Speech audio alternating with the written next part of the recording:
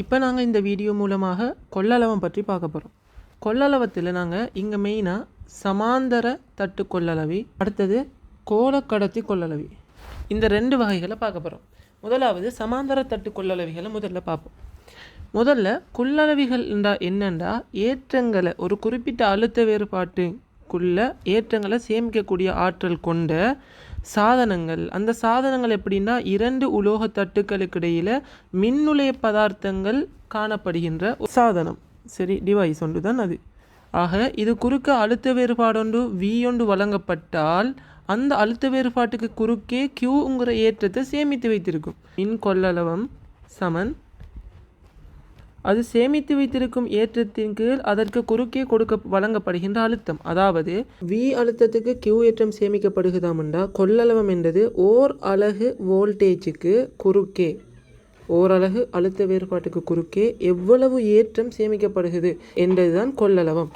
சமாந்தர தட்டு கொள்ளளவம்ங்கிறது எதில் தங்கி இருக்கும்டா இந்த Qலேயோ Vலேயோ தங்கி இருப்பதில்லை. இந்த தியரி மட்டும் நல்லா ஞாபகம் வச்சுக்கோங்க. ஏனென்றா இந்த Q ஆனது இது Q தான். Vக்கு சமன்பாடு நாங்கள் என்ன போடுவோம்? நார்மலாக 1/4πε0 இன்ட்டு Qவின் கீழ் R போடுவோம். இதில் மேலுக்கும் கீழுக்கும் Q இருக்கு. உதாரணமாக Q அதிகரிப்பு ஏற்பட்டால் V என்ற சமன்பாட்டினுள் அமைந்து காணப்படுகின்ற Qவும் அதிகரித்து Vயும் அதிகரிக்கும். ஆகவே மொத்தமாக Q அதிகரிக்க V அதிகரித்து C கொள்ளளவம் மாறாது பேணப்படும். ஆக இங்கே Qவின் கீழ் V என்ற விகிதம் மாறிலி. ஆக கொள்ளளவம் வந்துட்டு QVயில் தங்கியிருக்குமா? கிடையாது. ஆக எதில் தங்கியிருக்கும்னு பார்ப்போம். அடுத்த விஷயம் சமாந்தர தட்டு கொள்ளளவம். இதில் கொள்ளளவம் பெருமானம் வந்துட்டு ஃபெரட் என்ற அலகில் அளக்கப்படும். இப்போ ஒரு கொள்ளளவை எடுத்து என்ன செய்கிறாங்க? பெட்ரிக்கு குறுக்கே தொடுக்காங்க. தொடுத்திக்கின்னா பெட்ரியில் ப்ளஸ் முனையில் இருக்கிற எல்லா ஏற்றங்களும் நேரேற்றங்கள் போய் ப்ளஸ் தட்டு உருவாக்கும். மறை முடிவிடங்கள் மறை தட்டை உருவாக்கும். ஆக இந்த ப்ளஸ் மைனஸ் குறுக்கே ஒரு அழுத்த வேறுபாடு ஒன்று உருவாக்கப்பட்டு ஏற்றம் சேமிக்கப்படும். இதுக்கு பின்னால் நாங்கள் இந்த கனெக்ஷனை தொடுப்பகற்றி இப்போ நான் என்ன செய்கிறேன்? இந்த கொள்ளளவம் இருக்கிற இதை ஒரு முன்குமிழுக்கு தொடுத்தனுண்டா அது அதனூடாக சேமிக்கப்பட்ட ஏற்றங்கள் சென்றடைந்து அழுத்த வேறுபாடு ஒன்று இருக்கும். ஆக மின்குமிழ் ஒளிர்ந்து அணைஞ்சிடும். ஆக இது மிகவும் குறுகிய ஒரு செகண்டை விட குறைந்த டைமுக்குள்ளே இந்த மின் இறக்கம் நிகழ்ந்துடும். ஆக சேமிக்கப்பட்டுள்ள ஏற்றத்தின் அளவின் அடிப்படையில் இங்கே மின்னோட்டம், அதாவது எவ்வளோ நேரத்துக்கு மின்னோட்டம் ஓடும் என்பது தீர்மானிக்கப்படும். சரி, இதெல்லாம் நாங்கள் பின்னால் பார்ப்போம். இப்போ பார்ப்போம். ஒரு கொள்ளளவம் எடுத்தோம்டா அந்த கொள்ளளவத்தில் ஒரு தட்டு ப்ளஸ் ஏற்றப்பட்டது, அடுத்த தட்டு மறையேற்றப்பட்டது. ப்ளஸ் ஏற்றப்பட்ட தட்டு என்ன செய்யும்? மேற்பரப்பில் ப்ளஸ் ஏற்றங்களை கொண்டிருக்கும். இந்த ப்ளஸ் ஏற்றங்கள் இங்கால மறையேற்றப்பட்டிருக்கும் தட்டு. ஆக இந்த மறையேற்றப்பட்ட தட்டை என்ன செய்யும்? செங்குத்தாக சென்றடையும். செங்குத்தாக வெளியேறி செங்குத்தாக சென்றடையும் திசை +2 மைனஸாக காணப்படும். இது நாங்கள் ஏற்கனவே படிச்சிருப்போம். இதில் முனைவுகளில் ஒரு வளைவு ஒன்று இருக்கும். அதை நோட் பண்ணதான் சரி. மின் கொள்ளளவத்தில் வந்துட்டு இப்போ இந்த தட்டுக்கு குறுக்கே நாங்கள் ஈக்கான பெருமானம், அதாவது கவுசின் மேற்பரப்புண்ட வரைவும் அதுக்கு இந்த தட்டின் பரப்பே எடுப்போம், ஏ என்ற பரப்பு. ஆக இங்கே மொத்த மின்பாயம் வந்துட்டு E × A அது Qவின் கீழ் ε0 சமனாய்க்கும். ஆக நாங்கள் இதில் Q என்றதை EA ε0 சொல்லலாம். இப்போ எங்களுக்கு தெரியும் கொள்ளளவம் என்ன? Qவின் கீழ் V என்றது. ஆக இங்கே Qங்கிறது EA ε0 இந்த சமன்பாட்டின்படி செல்லலாம். அதே மாதிரி அழுத்தம் என்பது என்ன? இதே E வார மாதிரி அழுத்தத்துக்கான சமன்பாடு E சமன் ΔV/D. V சமன் என்னென்று வரும்? E × D வரும். ஆக இந்த E விட்டுப்பட்டால் இது வெற்றிடத்துக்கு நாங்கள் கருதிருக்கோம். இது சாதாரண ஒரு ஊடகமாக இருந்தால் E ε0 வரும். ஆக இதை வெற்றிடம் சார்பாக சென்னோம்டா A ε0 × εr, அதாவது சார் அனுமதி திறனின் கீழ் D என்றது தான் கொள்ளளவுக்கான சமன்பாடாக காணப்படும். இப்போ பார்ப்போம். ஒரு சமாந்தர தட்டு கொள்ளளவின் வந்துட்டு கொள்ளளவம் எதில் தங்கியிருக்கும் உண்மையிலேயே? அதாவது அந்த கொள்ளளவத்தின் பரப்பு, தட்டுக்களின் பரப்பு, சார் மின் அனுமதி திறன், இது வெற்றிடத்தை மின்னுலையம் வந்துட்டு மாறிலி, இது மாறா பெருமானம். ஆக இது அதிகரிக்கும், ஏ அதிகரிக்கும். அடுத்தது தட்டுக்களுக்கு இடைப்பட்ட வேறாக்கம் அதிகரிக்க இங்கே கொள்ளளவம் குறைவடையும். ஆக இந்த தியரிஸை படிக்கணும்னா சரி. இப்போ அடுத்தது பார்ப்போம். கொள்ளளவத்தின் வந்துட்டு இணைப்பு. இந்த கொள்ளளவத்தை எப்படி நாங்கள் சுற்றுல இணைக்கலாம்? ரெண்டு விதமாக இணைக்கலாம். ஒன்று தொடராக இணைக்கலாம், அடுத்தது சமாந்தரமாக இணைக்கலாம். முதல்ல சமாந்தர இணைப்பை பற்றி பார்ப்போம். இரண்டு கொள்ளளவங்களை நாங்கள் சமாந்தரமாக இணைக்கும். இந்த சமாந்தர இணைப்புக்கான விலையுள் கொள்ளளவம் நாங்கள் ஒரு சி என்று எடுப்போம். சி டோட்டல் எடுப்போம். இது C1, இது C2 எடுப்போம். இதுக்கு குறுக்கான அழுத்த வேறுபாடு என்ன? V. ஆனால் ஏற்றம் வந்துட்டு என்ன? பிரிந்து போகும். Q2 அடுத்தது Q1. ஆக இங்கே Q1 Q2 ரெண்டுமே நாங்கள் மொத்தமாக Q டோட்டல் எடுத்தோம்னா இதே அழுத்த வேறுபாடு தான் கொடுக்கப்படுகிறது. ஆக சமான கொள்ளளவத்தை காணப்போகிறோம். இப்போ பார்ப்போம் சமன்பாடு. Q1 + Q2 என்றது என்ன? Q டோட்டலுக்கு சமனாய்க்கும். Q1 நாங்கள் Q = CV படி, CV என்ற சமன்பாட்டின் அடிப்படையில் C1 × V ஒரே அழுத்த வேறுபாடு ப்ளஸ் C2 × V சமன் C total × V என்று வரும் Q டோட்டலுக்கு. ஆக V எல்லாமே வெட்டுப்பட C விலையுள் C ஆனது C1 + C2 என்று கூட்டுப்படும். ஆக சமாந்தரமாக இணைக்கும் போது என்ன செய்யும்? மொத்த கொள்ளளவம் என்பது தனித்தனி கொள்ளளவங்களோட கூட்டுத்தொகையாக காணப்படும். இதிலிருந்து எங்களுக்கு விளங்குது தடைகள் வந்துட்டு தொடராக இணைக்கிற முறை அதுக்கு என்ன சமன்பாடு வருதோ அதே போல் கொள்ளளவிகள் சமாந்தரமாக இணைக்கப்படும் போது அதே விதத்தில் சமன்பாடு வருகின்றது. இப்போ நாங்கள் பார்ப்போம் தொடர். இப்போ ரெண்டு கொள்ளளவிகள் வந்துட்டு தொடராக இணைக்கப்படுது. இதுக்கு பதிலாக நாங்கள் ஒரு விலையில் கொள்ளளவத்தை எப்படி வரும்னு கற்பனை செய்வோம். C total C1 C2. எங்களுக்கு தெரியும் இது குறுக்கான அழுத்த வேறுபாடு V1 ஆகவும் V2 ஆகவும் இருக்கும். மொத்த அழுத்த வேறுபாடு V டோட்டல் எடுத்தால். ஆக இதில் ஒரே நேர்கோட்டில் அதாவது ஒரே மின்னோட்டம் தான் ரெண்டு கொள்ளளவுகளுக்கும் பாயும். இதன் அடிப்படையில் நாங்கள் சொல்லேலும் I அதாவது I = 1. ஆக I இந்த Q × T தானே, Q × T. ஆக ரெண்டுக்குமே ஏற்றம் வந்துட்டு சமனான ஏற்றங்கள். ஆக இதில் நாங்கள் எங்களுக்கு தெரியாத V என்ற கணியத்தின் அடிப்படையில் நாங்கள் தொடர்பு எழுதினோம்னா அது இல்லாமல் போயிடும். அதனால தான் நாங்கள் V சார்பாக எழுதுகிறோம் சமன்பாடு. ஆக V1 + V2 = V டோட்டல். அப்போ V1க்கு நாங்கள் எப்படி சமன்பாடு எழுதலாம்? Q = CV படி V = என்ன? Q × C. ஆக Q × C1 + Q × C2 V2க்கான அலகு. V டோட்டல் என்னென்னு வரும்? Q × C டோட்டல் என்று வரும். ஆக C 1 × C டோட்டல் சமன் 1 × C1 + 1 × C2.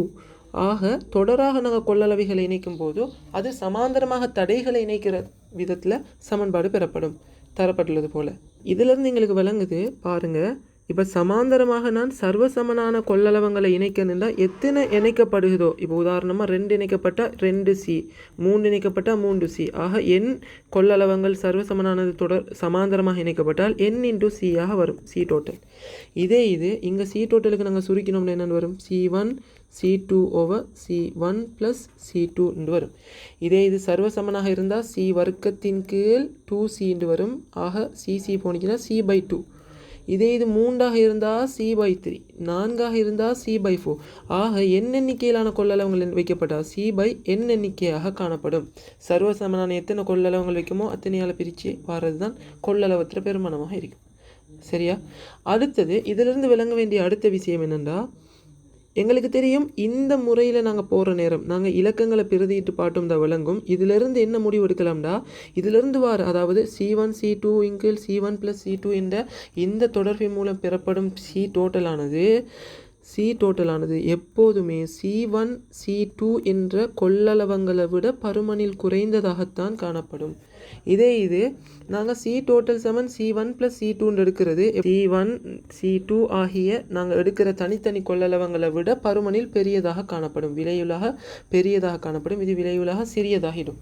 சரி, இந்த உண்மைகள் எங்களுக்கு கூற்றுக்கள் செய்வதற்கு உலகுவாக இருக்கும், விளங்கி கொள்ளுங்கள். ரைட்? இது இணைப்புக்கு சம்பந்தப்பட்ட முழு தியரியும் பார்த்துட்டோம். இப்போ நாங்கள் அடுத்த தியரி பார்க்க போகிறோம். சக்தி. ஒரு கொள்ளளவத்தில் ஒரு குறிப்பிட்ட அழுத்த வேறுபாட்டுக்கு குறுக்காக ஏற்றம் சேமிக்கப்படுகின்ற நேரம் அதில் சேமிக்கப்படுகின்ற சக்தியை பற்றி பார்க்க போகிறோம். எங்களுக்கு தெரியும் அழுத்த வேறுபாடு Q. அழுத்த வேறுபாட்டுக்கும் Qவுக்கும் ஒரு கிராஃப் கீறினோம்னா எப்படி வரும்? அதாவது C = Q × V. ஆக Q = C × V. இங்கே நாங்கள் Y அச்சில் Qவையும் X அச்சில் V மாறலையும் வரைபடுத்தினோம்னா வரப்போகிற படித்திறன் என்ன? M. y சமன் mx கிராஃப் வரப்போகுது. ஆக y சமன் mx கிராஃப்னு எங்களுக்கு தெரியும், நேர்கோட்டு கிராஃப், நேர்படுத்திடும். இந்த கிராஃபின் பரப்பானது எங்களுக்கு சக்தியை தரும், சேமிக்கப்பட்டுள்ள சக்தி. ஆக இந்த கிராஃபில் பரப்பு என்ன? E சமன் சக்தி ½ QV. இதுக்கான காரணம் என்னென்னா, இதை உண்மையாக ரியாலிட்டி என்னென்னா, இப்போ QV தான் சக்தி. எங்களுக்கு தெரியும் அழுத்த வேறுபாட்டை ஏற்றத்தால் பெருக்கிறது தான் W சக்தின்னு தெரியும். ஆனால் இங்கே அழுத்த வேறுபாடு வந்துட்டு 0 V அழுத்தத்துக்கு கூடுகின்றது. அதாவது 0 இருந்து V அழுத்தத்திலேயே காணப்படுகின்ற ஒன்றல்ல. அதனால் 0 V காணப்படுவோம். நாங்கள் சராசரி அழுத்த வேறுபாடு எடுக்கணும், அதுக்கு V/2 என்று பிரிப்போம். அதான் இந்த ½ வாரது. விளங்குதா? ரைட், இதான் அதோட உண்மைத்தன்மை. இப்போ நாங்கள் பார்ப்போம், ½ QVங்கிற சமன்பாட்டில் நாங்கள் Qக்கு பதிலாக CVயை நாங்கள் பிரதியிட்டோம்னா வரும் E சமன் ½ CV × V. ஆக CV². அடுத்தது E சமன் நாங்கள் இந்த Vக்கு பதிலாக என்ன செய்யலாம்? Qவின் கீழ் C என்ற தொடர்பை போடலாம். ஆக ½ Q × Qவின் கீழ் C என்றால் அப்போ Q வர்க்கத்தின் கீழ் C. இப்படியான சமன்பாடுகளை நாங்கள் எங்களுக்கு தேவைக்கேற்ற விதத்தில் யூஸ் பண்ணலாம். உதாரணமாக கொள்ளளவம் பற்றி தெரியாதாம்னா இந்த சமன்பாட்டை யூஸ் பண்ணலும். ஏற்றம் பற்றி தெரியாதாம் தரவுல என்று சொன்னால் இந்த சமன்பாடு. அழுத்தம் பற்றி எந்த கதையும் இல்லையாம் அந்த கேள்வியில் என்று சொன்னால் நாங்கள் இந்த சமன்பாடு. இப்படி பொருத்தமான சமன்பாடுகளை பொருத்தமான இடங்களை யூஸ் பண்ணிக்கொள்ள இயலும். அடுத்த தியரி என்னென்னா, ஒரு வெற்றிக்கு குறுக்கே நாங்கள் ஒரு கொள்ளளவத்தை இணைப்பு செய்கிறோம். இந்த இணைப்பு செய்கிற சந்தர்ப்பத்தில் என்ன செய்யும்? மின்னேற்றம் நடக்கும். குறிப்பிட்ட ஒரு புறக்கணிக்கத்தக்க அளவு நேரத்துக்கு மின்னோட்டம் நிகழ்ந்து உடனே இது மின்னேற்றம் பூர்த்தி அடைந்து மின்கொள்ளளவம்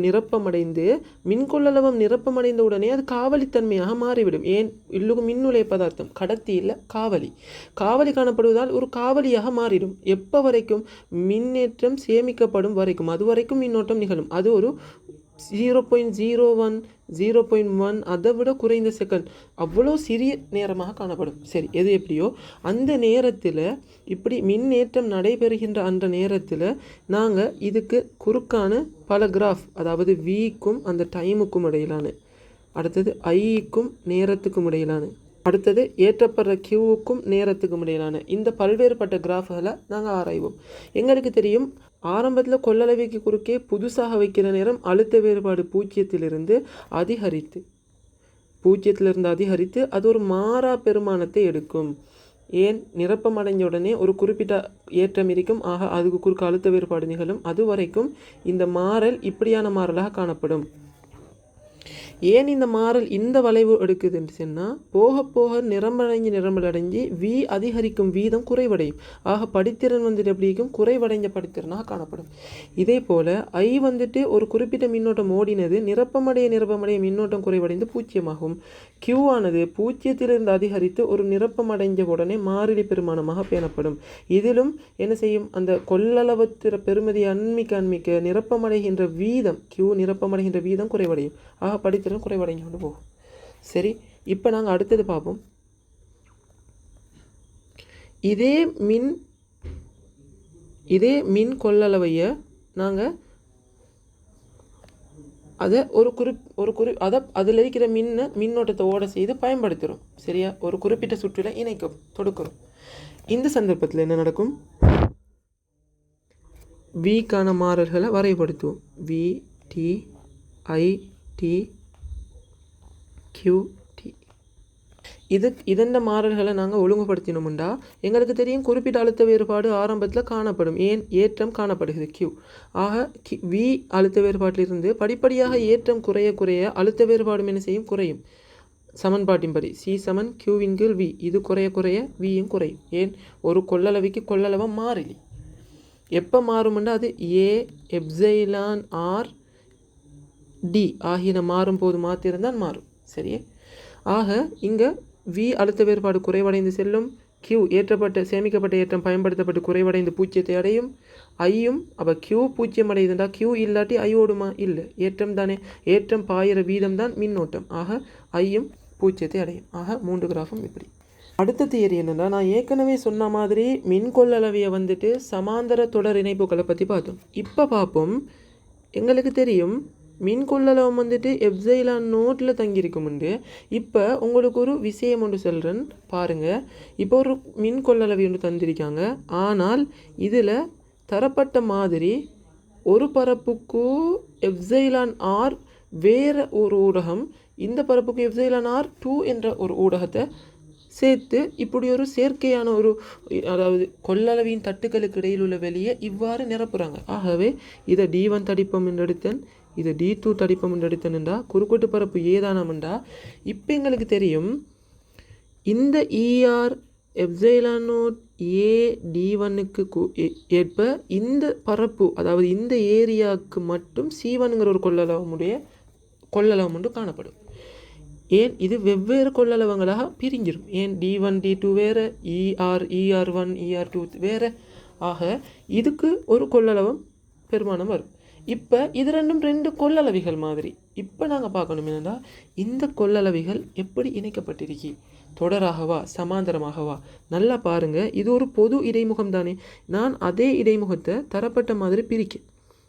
இப்போ அந்த பொது இடைமுகம்ண்டா, இப்போ அந்த பொது இடைமுகம் இது தானேண்டா, அதை நான் ரெண்டாக உடைச்சி ஒரு கம்பியால் சேர்க்கணும். அப்போ இதானே பொது இடைமுகம். அதை நான் ரெண்டாக உடைச்சி, நடுவால் ரெண்டாக உடைச்சி இப்படி. இப்போ பாருங்கள், இது ஒரு 2 கொள்ளளவிகள் மாதிரி உங்களுக்கு விளங்கலையா. ஆக இது வந்துட்டு என்ன இணைப்பு, ஒரு தொடர் இணைப்பு. ஆக நான் இப்படியான கேள்விகள் வந்தால் C1 C2 தனித்தனியாக கண்டுவிட்டு C1 C2க்கு விலையில் என்ன வரும், C1 C2 தொடராக இருந்தால் C1 + C2 காணப்படும். விளங்குதா? ரைட். அல்லது ஒன்றிங்கள் C1 + ஒன்றிங்கள் C2 = ஒன்றிங்கள் C டோட்டலாக காணப்படும். அடுத்தது இன்னும் ஒரு கொள்ளளவம் தராரு. இந்த கொள்ளளவத்தில் வந்துட்டு ஒரு குறிப்பிட்ட பகுதி தரப்பட்ட விதத்தில் வேறு எப்சைலான் ஆர் என்றும் R1 என்றும் எப்சைலான் R2 என்றும் ஃபில் பண்ணப்படுது. இங்கே பரப்பு வந்துட்டு இங்கே பிரிக்கப்படுறது பரப்புகள்.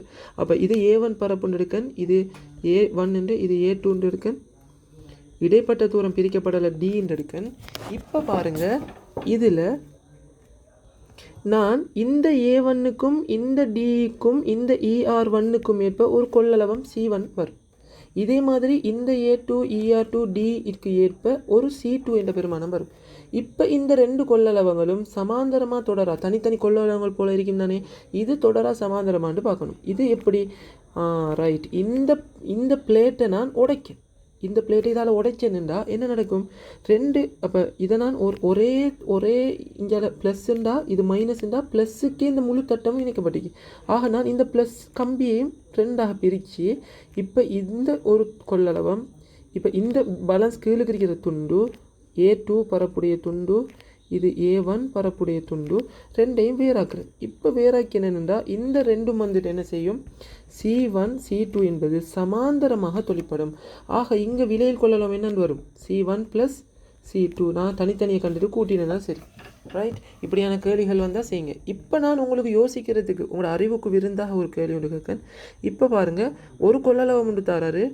இதை நடுவால் பிரித்ததுக்கு பின்னால் இப்படி பிரிக்கப்பட்ட நேரம், இப்போ இதில் பரப்பு தராங்க A1, இதில் பரப்பு தராங்க A2, இது D1, இது D2. இங்கே எப்சைலான் R1, இந்த ஊடகத்தில் எப்சைலான் R2, இந்த ஊடகத்தில் எப்சைலான் R3 என்று 3 விதமான ஊடகங்கள் தராங்க. இப்போ நாங்கள் இதுக்கு எப்படி செய்கிறேன்னு சொன்னால், எங்களுக்கு யோசிச்சு பாருங்கள். இந்த எப்சைலான் R1ஐயும் R2ஐயும் நான் சுருக்கேலுமா, இல்லை, ஒரு சீரான பரப்பில். ஆனால் இது ரெண்டையும் சுருக்கினா இது ரெண்டும் வந்துட்டு எப்படியான இணைப்பு எங்களுக்கு தெரியும். இப்போ இது ஒரு கொள்ளளவம், இது ஒரு கொள்ளளவம் மாதிரி எடுத்தோம்னா சமாந்தரமாக இணைக்கப்பட்டீங்க, ஒரே அழுத்தம், ப்ளஸ் அழுத்தம். ஆக நாங்கள் இதை பிரித்த மாதிரி இது மாதிரி காணப்படுது. ஆக இது ரெண்டும், அப்போ இதை வச்சு நான் இதை C1 காணுவேன். இந்த A1 ER1 D1 ஆகிய தடிப்புகளை வச்சு C1 காணுவேன். ஆக இந்த தரவுகளை வச்சு A2 D1 ER3 ஆகியவற்றை வச்சு நான் C2 காணுவேன். அதே மாதிரி ER2 D2 முழு A1 + A2ங்கிற முழு பரப்புலையும் இது காணப்படுது. அதை வச்சு நான் 3 காணுவேன். சரி, இப்போ பாருங்கள் இதில் C1 C2ன்ற இந்த இரண்டும் முதல்ல சமாந்தரமாக இருக்கு. அப்போ நான் அது ரெண்டையும் சமாந்தர இணைப்பை நான் விலையில் கொள்ளளவும் கண்டுண்டா அப்போ அந்த விலையில் கொள்ளளவத்தை கண்டுடுவேன்.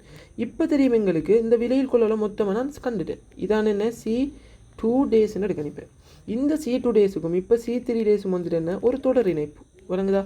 அப்போ தொடர் இணைப்பை சுருக்குவேன். ஆக இப்படி படிப்படியாக ஸ்டெப் வைஸாக சுருக்கி வந்தேன்னுண்டா எங்களுக்கு இப்படியான கேள்விகள் அணுகிறதுக்கு இலகுவாக இருக்கும். ஆக நீங்கள் இதுக்கு இப்படியான இந்த கேள்விக்கு எப்படி வரும்ன்றதை யோசிக்க பாருங்கள். இது டவுட் என்ன நீங்கள் கேளுங்க. எங்களோட டெலிகிராம் சேனல் இருக்கி டவுட்கள் சந்தேகங்கள் எந்த நோட்ஸ்லேயோ பாடப்பரப்புலேயோ அல்லது நீங்கள் பாஸ் பேப்பர் மாடல் பேப்பர் செய்கிற எந்த மாடல் பேப்பர் இருந்தாலும் ஏதாவது டவுட் வந்துச்சுன்னா நீங்கள் அந்த டெலிகிராம் சேனலை பயன்படுத்தி கொள்ள இயலும்.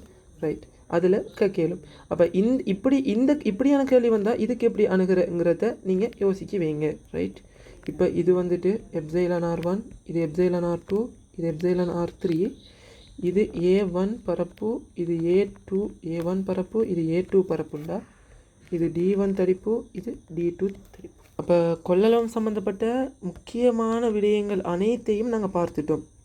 சமாந்தர தட்டு கொள்ளளவு சம்பந்தமாக நாங்கள் கோளக்கடத்தி கொள்ளளவிட தியரிஸை பார்ப்போம்.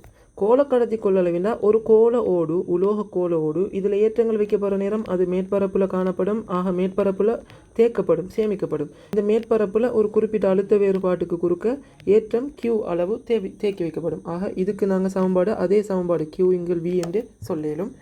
ரைட், ஆனால் QVயில் தங்கியிருக்குமா? தங்கியிருக்காது. ஆக எதில் தங்கியிருக்கும் சொன்னால் அதுக்கு சமன்பாடு பார்ப்போம்.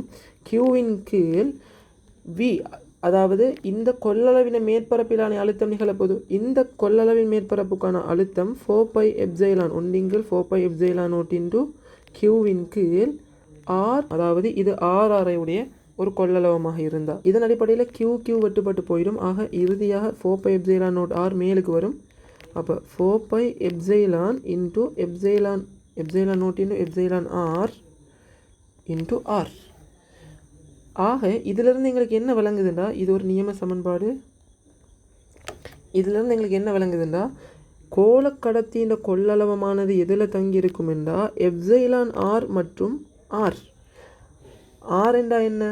கோளக்கடத்தியின் என்ன ஆரை இதில் தங்கியிருக்கும். ரைட், இப்போ நாங்கள் அடுத்தது கோளக்கடத்தியில் வந்துட்டு இணைப்பு பற்றி படிக்க போகிறோம். கோளக்கடத்தியில் நல்லா ஞாபகம் வச்சுங்க, இலகுவானது இணைப்பு ஒன்றை ஒன்று தான், சமாந்தர இணைப்பு மட்டும்தான். உதாரணமாக பார்ப்போம். கோள கொள்ளளவிகள் எடுப்போம். 2 கோள கொள்ளளவிகள், Q1 ஏற்றம், Q2 ஏற்றம், C1 கொள்ளளவம், C2 கொள்ளளவம், V1 அழுத்தம், V2 அழுத்தம் இது குறுக்க காணப்படுது. சரி, தனித்தனியாக இருந்ததை இப்போ நாங்கள் என்ன செய்கிறோம்னா ரெண்டையும் ஒரு உலோக கம்பியால் இணைக்கிறோம்.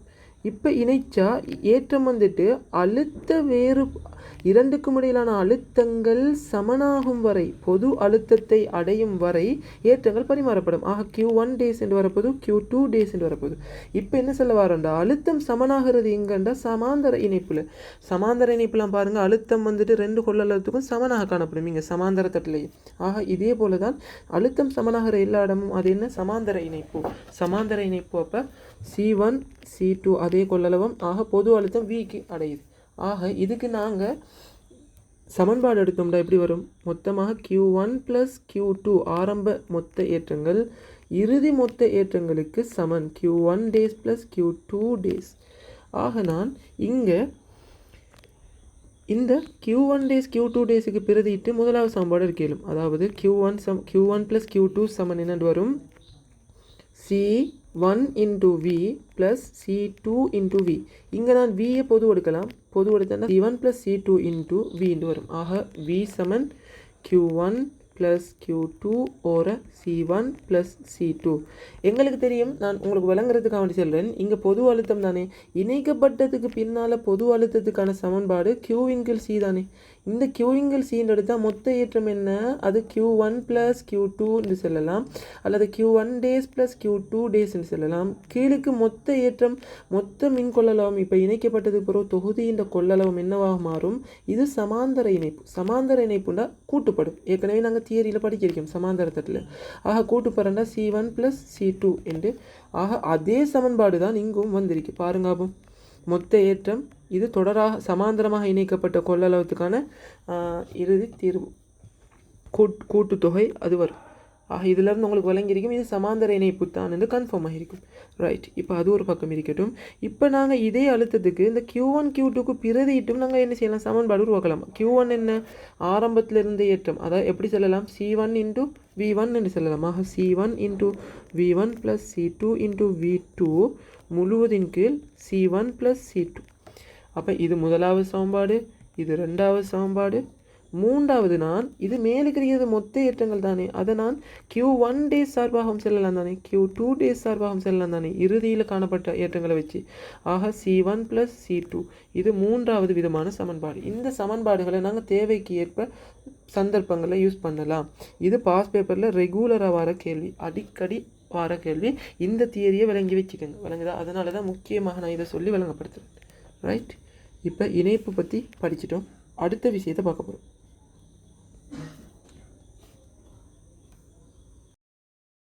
ரைட், அடுத்த விஷயம் சக்தி. அடுத்த விஷயம் சக்தியை பற்றி பார்க்க போகிறோம். அதாவது ஒரு கடத்தும் கோலத்தில் ஏற்றம் சேமிக்கப்பட்டால் அழுத்த வேறுபாடு காணப்பட்டால் அதுக்கான சக்திக்கான சமன்பாடு ஏற்கனவே சொன்ன விதமாக தான் ½ QV. அடுத்தது என்ன, E = ½ CV வர்க்கம், E = ½ Q வர்க்கத்தின் கீழ் C என்ற இந்த மூன்று சமன்பாடுகளும் இதுக்கும் நாங்கள் யூஸ் பண்ண இயலும். ஆக இதில் எந்த மாற்று கருத்தும் கிடையாது. ஆக இங்கே நிறுவ வேண்டிய ஒரே ஒரு முக்கியமான விஷயம், நாங்கள் அதை பார்ப்போம். இரண்டு கோலங்களை நாங்கள் ஒரு கம்பியால் தொடுக்கிற நேரம் இங்கே என்ன செய்யும், ஏற்றங்கள் பரிமாறப்பட்டு இந்த ஏற்றங்கள் பரிமாறப்பட்டு இறுதியாக விளைவுலாக உருவாகின்ற சந்தர்ப்பம் இதுதானே. இதில் சக்தி என்ன நடக்கும், காக்கப்படுமா, அழிக்கப்படுமா, அல்லது சக்தி அதிகரிக்காது. அது எப்பயும் தெரியும், ஃபிசிக்ஸில் சக்தி அதிகரிப்புன்னு ஒன்று இல்லை. சக்தி குறைவடையுமா, இழக்கப்படுமா, வீண் விரயமாகுமா, அல்லது சக்தி காக்கப்படுமா என்றதை பார்க்க போகிறோம். ரைட், இதுக்கு நாங்கள் ஏற்கனவே எடுத்த அதே கோலங்களில் சமன்பாடுகள் எடுப்போம். இப்போ எங்களுக்கு தெரியும் அதே கோலங்களில் சமன்பாடுகள் எடுத்துட்டா E1, அதாவது E1ங்கிறது ஆக முதல்ல காணப்பட்ட ஏற்றங்கள் அழுத்தங்கள் கொள்ளளவங்களை வச்சு உள்ள சக்திக்கான மொத்த சக்தி. ஆக ½ C1 V1 வர்க்கம் ப்ளஸ் ½ C2 V2 வர்க்கமாக காணப்படும். சரி, அதே மாதிரி இது முதலாவது சமன்பாடு. இப்போ நாங்கள் E2, அதாவது இந்த இணைப்பு கம்பியால் இணைச்சதுக்கு பின்னால் இருக்கிற சக்தியை பார்த்தோம்னா ½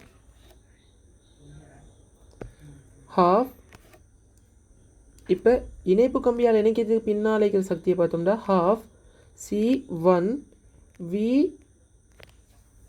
வர்க்கம் ப்ளஸ் ½ C2 V வர்க்கம். ஆக நான் இங்கே Vயை பொதுவாக எடுத்தேன்டா ½ C1 plus C2 into V வர்க்கம் என்று வரும். ஆக இந்த V வர்க்கத்துக்கு நான் ஏற்கனவே பொதுவான அழுத்தத்துக்கான சமன்பாடுன்னு 3 சமன்பாடுக்கு இருந்தேன். அதில் ரெண்டாவது சமன்பாடு பிரதிக்கிறேன் நான்.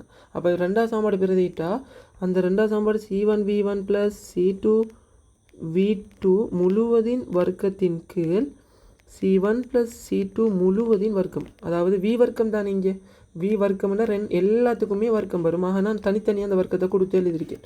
ஆக இந்த தனித்தனியாக வர்க்கம் வந்தால் இந்த வர்க்கமும் இந்த C1 C2வும் வெட்டுப்பட்டும்.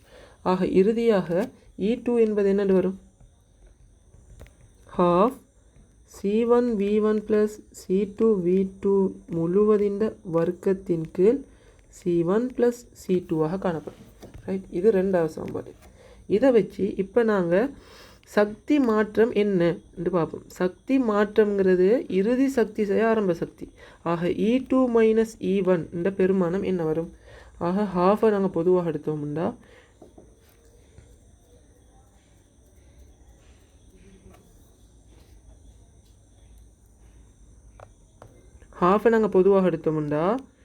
E2 C1 V1 plus C2 V2 முழுவதின் வர்க்கத்தின் கீழ் C1 ப்ளஸ் C2 என்று வரும். இதே போல் இது கழிக்க போகிறேன் மொத்தமாக பெரிய அடைப்புக்குறியில். ½ நான் பொதுவாக எடுத்துட்டேன். C1 V1 வர்க்கம் ப்ளஸ் C2 V2 வர்க்கம். ஆக இந்த விடையை நீங்கள் தியரியில் படிச்சிருப்பீங்க. தியரியில் இல்லாட்டி தேடி பாருங்கள். இதில் விளக்கம் செல்ல போனோன்னா இந்த சுருக்களுக்கே டைம் போகும். இது அவ்வளோ முக்கியம் இல்லை. இது பாஸ் பேப்பரில் தேவைப்பட்டேன்னா நாங்கள் பார்ப்போம். சரி, இதில் சுருக்கள் வந்துட்டு இறுதியாக C1 C2 minus C1 C2 plus C1 C2 கீழுக்கு C1 plus C2 into V1 plus V2 முழுவதின் வர்க்கம் என்ற இந்த பெருமானத்தை தரும். இந்த பெருமானமானது பூஜ்ஜியத்தை விட சிறியதாக காணப்படும். எங்களுக்கு இதிலிருந்து என்ன, E2 மைனஸ் E1 வந்துட்டு எப்படி இருக்கு, பூஜ்ஜியத்தை விட சிறிய பெருமானம். ஏன், இது வந்துட்டு மறைப்பெருமானங்கிறது பூஜ்ஜியத்தை விட சிறிய பெருமானம். ஆக மறைப்பெருமானம் என்றபடியால் பூஜ்ஜியத்தை விட சிறியது. இதிலிருந்து என்ன வழங்குதுண்டா, இது மறை வருகிறதுன்னு என்ன அர்த்தம், ஆரம்ப சக்தி அதிகம், இறுதி சக்தி குறைவு. ஆக சக்தி இழப்பு ஏற்படுகிறது. ஆக இது எப்படி சக்தி இழப்பு ஏற்படுகிறதுண்டா, தொடுக்கப்படுற அந்த கம்பி இருக்குதானே, தொடுக்கும் கம்பியில் வெப்ப சக்தியாக இழக்கப்படும்.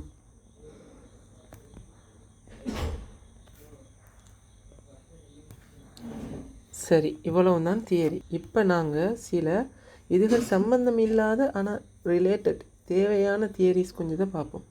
அதாவது பல்வேறு வடிவ கடத்திகள ஏற்றங்கள பரம்பல். இப்போ நாங்கள் ஒரு ஏற்றத்தை போட்டோம்னா ஒரு கடத்தியில் அதில் இப்போ ஸ்மூத்தான சர்ஃபேஸ் ஒரு கோள வடிவமானது, இதில் ஏற்றம் கோள வடிவமான கடத்தி என்றால் அதில் ஏற்றத்தை போட்டோம்னா அதன் மேற்பரப்பு எங்கடும் சீராக பரம்பல் செய்யணும். அந்த சீருங்கிற என்னண்டா ஏற்ற பரப்படர்த்தி எல்லா இடமும் சமனாக அமையுமாறு இந்த ப்ளஸ் ஏற்றங்கள் பரவல் அடையும். ஒரு கூரான இதில் ஒரு மேற்பரப்பில் நான் ஏற்றத்தை போடும்போது இதில் அகன்ற பகுதியை காட்டிலும் கூரான பகுதிகளில் ஏற்றம் வந்துட்டு அதிக அளவில் நிரம்பும். ஆக இங்கே ஏற்ற பரப்படர்த்தி வந்துட்டு அதிகமாக காணப்படும் இந்த ஏரியாவில். அது மட்டும் இல்லாமல் ஒரு சதுரம் வடிவத்தில் அப்போ மூலைகளில் ஏற்றங்கள செறிவு அதிகமாக காணப்படும். இதனால தான் நாங்கள் மின்னல் கடத்தி பயன்படுத்துகிறோம். மின்னல் கடத்தி ஆகும் கூறிய முடிவிடம் ஏற்றங்கள் அதிகமாக சேர்க்கை அடையும்.